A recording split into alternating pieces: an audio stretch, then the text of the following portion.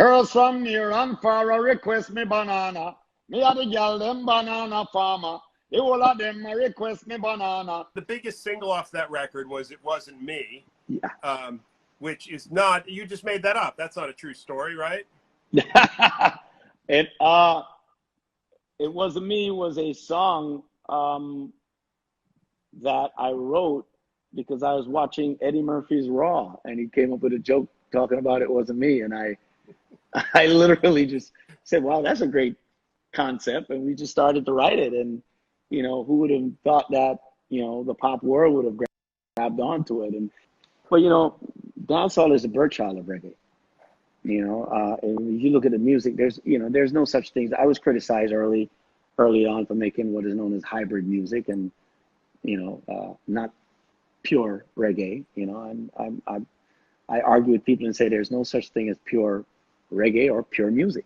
Seven notes: do, re, mi, fa, sol, la, ti, do. We're not inventing the wheel here, brother.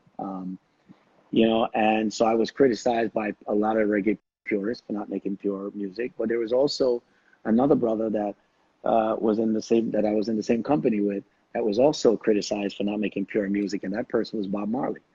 It's well documented on YouTube. If you will check it out by Chris Blackwell in that documentary, where he explained that Bob Marley brought the Wailers music to England and hired session musicians to overdub,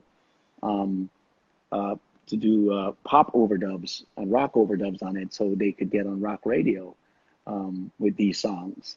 And it's ironic that these very recordings are now the blueprint of what they now call pure reggae,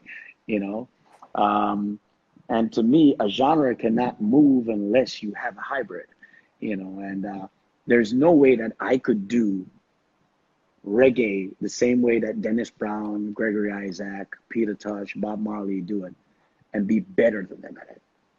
It's impossible, so the only way for me to actually move the culture forward is to create a hybrid, which is, pretty similar to what my friend Sting told me a story back then, that he used to go on and watch Steel Pulse and a couple of these guys play, and he wanted to emulate what they were doing. And in trying to do that with the bass, especially with the bass with Marley and them, he created a hybrid sound that ended up being the sound of the Police.